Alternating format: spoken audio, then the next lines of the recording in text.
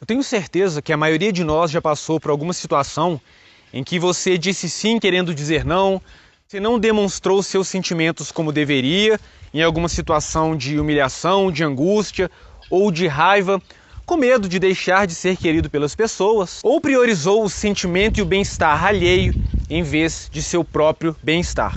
Se você fala inglês, você certamente já se deparou com assuntos relacionados à masculinidade e alguns desses assuntos abordam o nice guy type, ou aquele típico cara legal.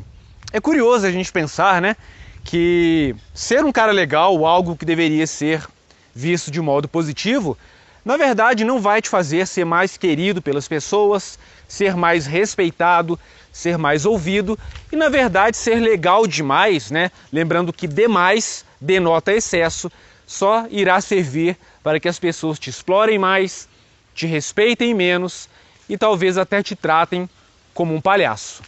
A gente vai entender quais são as características do típico cara legal e se você se identifica com isso, eu sugiro que você já separe um papel e uma caneta, porque muitas pessoas que se incomodam com o tratamento que elas recebem do mundo ao seu redor são pessoas que não têm o autoconhecimento. Se você não sabe exatamente o que te desagrada, fica muito difícil você conseguir tomar uma atitude. Então nós veremos no vídeo de hoje um pouco sobre ser o cara legal demais, onde estão as falhas, os defeitos e o que você poderia fazer para mudar esse cenário, se é que isso te incomoda. E no final desse vídeo faremos também algumas reflexões pertinentes à sociedade como um todo e se vale a pena a gente empreender trabalho, afinco, né? Afinal de contas, mudar as nossas características básicas, né? O cerne da nossa personalidade não é algo tão fácil, principalmente que boa parte dos nossos comportamentos são definidos pelas experiências que nós tivemos na nossa infância, nos 5 ou 6 primeiros anos de vida. Então a gente tem que analisar com bastante diligência se a gente está disposto realmente a mudar e analisar os prós e os contras, né? Às vezes a melhor opção é se afastar, nem sempre se adequar e conseguir o reconhecimento de uma sociedade já decadente pode ser a melhor saída. Sem mais delongas, bora lá! Um dos problemas daquele típico cara legal é que ele não consegue demonstrar raiva quando algo o desagrada. Então a primeira coisa que o indivíduo tem que aprender a mudar, se ele acha que o seu comportamento não infunde respeito, é saber demonstrar raiva quando acontecer algo que te incomoda de algum jeito. A gente tem que entender aqui que a demonstração de raiva que a gente fala nesse ponto não é de maneira nenhuma você ter um ataque histérico ou ser agressivo ou insultar alguém, falar palavras de baixo calão. Às vezes, tudo que você precisa fazer é fechar a sua expressão e demonstrar descontentamento. Quando o cara legal é criticado ou ele é alfinetado, né, muitas vezes é aquela personalidade muito passiva e que não sabe reagir diante de uma crítica, o que ele faz? Ele costuma sorrir, é uma atitude bastante comum e não é aconselhada, tá? Você sorrir quando você é criticado ou você descer o olhar, né? Algumas pessoas acabam fazendo as duas coisas. Alguém vai e critica sua aparência, ironiza, faz algum tipo de sarcasmo, né? Te trata de modo pejorativo. Você, em vez de demonstrar que não gostou ou responder imediatamente, né? Nem todo mundo tem essa perspicácia e essa celeridade na hora de reagir a algo que desagrada. A pessoa vai dar aquele riso, né? Embora ela se sinta humilhada, ela não sabe agir de outra forma, então ela sorri e abaixa a cabeça. Isso é um verdadeiro sinal de submissão e a tendência é você reforçar o comportamento daquele indivíduo que está te desrespeitando. Uma curiosidade muito interessante, tem uma mulher muito fera, eu vou colocar a imagem dela aqui na tela, ela sabe muito sobre linguagem corporal e ela diz algo que soa como surpresa para boa parte das pessoas. O sorriso, na verdade, não é um sinal de que você está demonstrando respeito ou autoconfiança, né? Claro, eu não estou falando para você ser um cara carrancudo e não sorrir nunca. Mas o sorriso ele entra em momentos específicos. Você pode notar, por exemplo, em uma sala em que tem o chefe, o líder, e ao redor do chefe todas as pessoas estão ali assentadas. As pessoas vão sorrir para o chefe, que vai ter uma postura um pouco mais séria, né? Então o sorriso é, na verdade, sinal de submissão. É quando você quer agradar, quando você está inibido, né? Às vezes você ri de sem graça. Então um bom passo para você começar a ter uma postura que vai denotar um respeito maior, que vai infundir até às vezes um pouco de temor, né? Porque muitas vezes o temor e o respeito caminham juntos. É sorrir menos. Até uma curiosidade bem interessante, aqui no Brasil, que as pessoas têm uma personalidade gregária, efusiva, extrovertida demais, né? Valores ocidentais muitas vezes estão em consonância com aqueles valores que... não valores, mas condutas, né? As condutas que são até bem histriônicas, se a gente parar para analisar. Já na Polônia a gente vê o contrário disso. Se você está caminhando na rua e você olha para um estranho e você coloca aquele belo sorriso no rosto, a pessoa vai perguntar assim, pô, te conheço, né? Ou será que tem algum problema com esse cara? É uma cultura que é um pouco mais séria, né? E não valoriza essas risadas e sorrisos fora de hora. Pois bem, se você se identifica com tudo isso que eu falei até agora, para você conseguir estabelecer uma barreira de respeito e resgatar aquela honra que tem sido tirada de você, você tem que primeiro se conhecer, refletir, ter autoconhecimento, porque é só conhecendo que você vai conseguir ter uma postura adequada no mundo aí fora.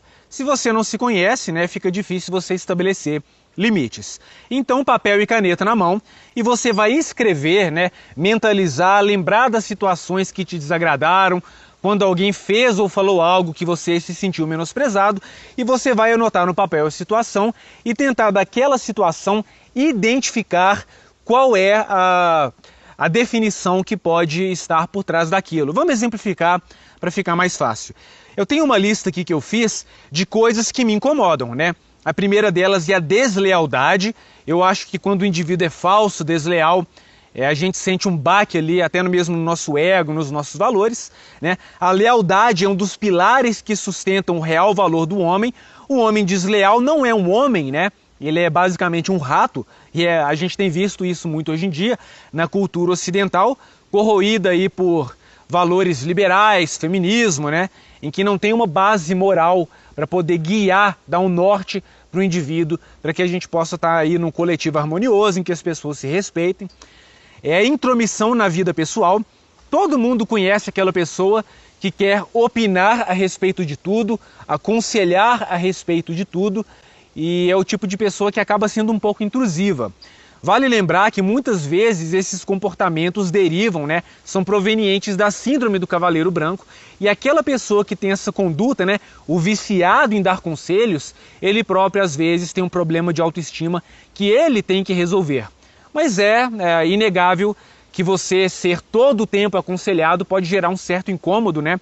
Porque tem essa intromissão na vida pessoal e ao mesmo tempo um certo tipo de invalidação, né? Porque a partir do momento que o indivíduo está te exortando a respeito de tudo e todos, ele está passando inconscientemente aquela mensagem de que você não é capaz. Porque se você fosse capaz, você não seria aconselhado a todo momento, né? Então isso pode dar uma sensação de desvalorização interna e é preciso saber estabelecer limites. Ironia e sarcasmo, eu pessoalmente não gosto quando uma pessoa está ironizando, usando sarcasmo. Eu acho que isso aí muitas vezes é na intenção mesmo de tirar uma reação de você. Algumas pessoas sentem prazer em espetar, ironizar. Quando ela nota que o outro ficou incomodado, ela se sente superior, né?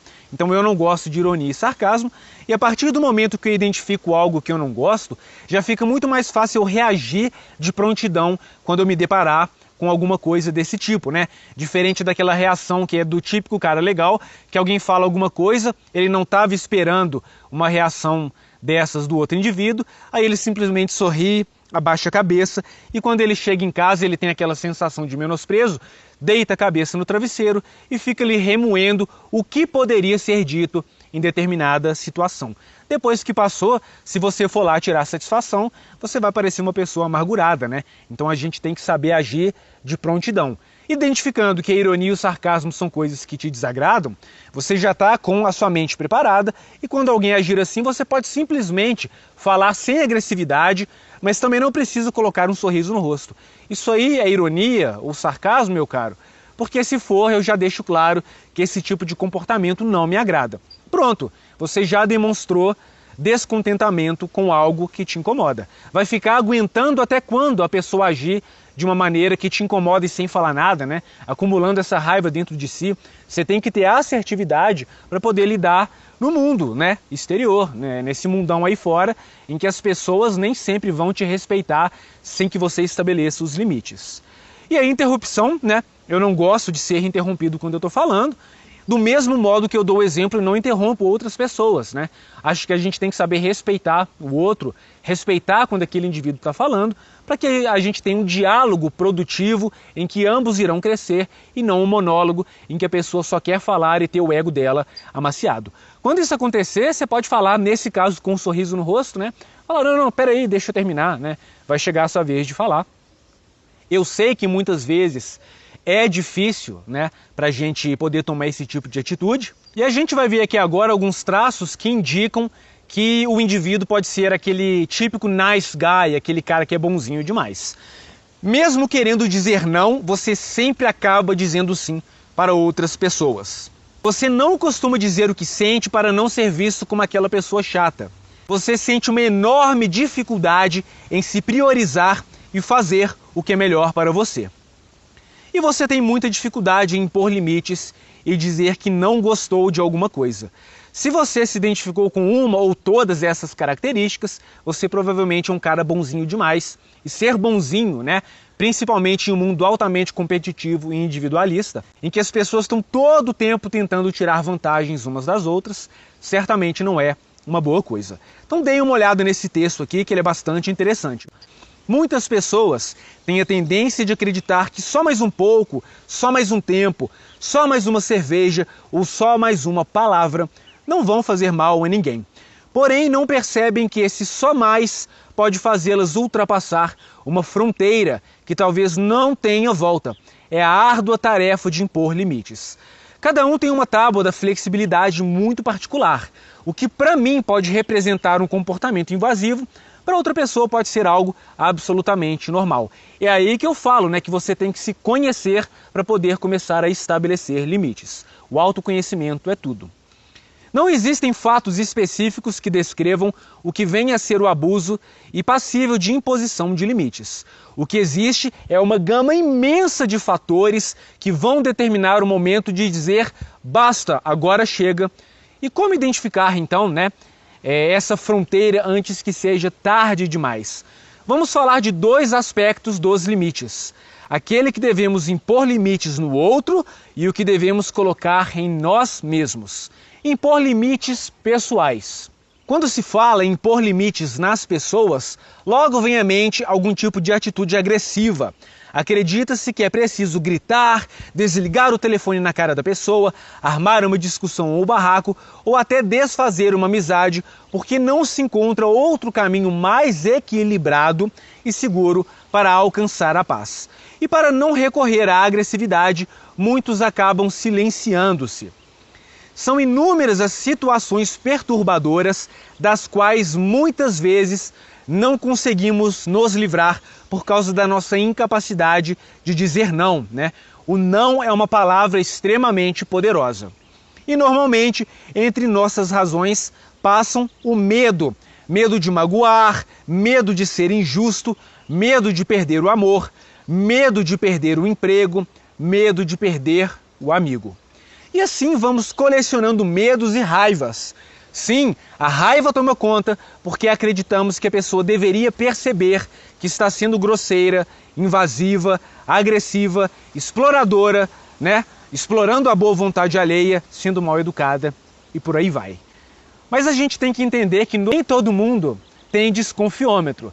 A pessoa às vezes realmente é uma pessoa sem noção, ou pode ser uma pessoa narcísica, exploradora, sem empatia, que vai perceber que você é um alvo fácil e vai tirar vantagem de você. Afinal de contas, foi você que permitiu, beleza?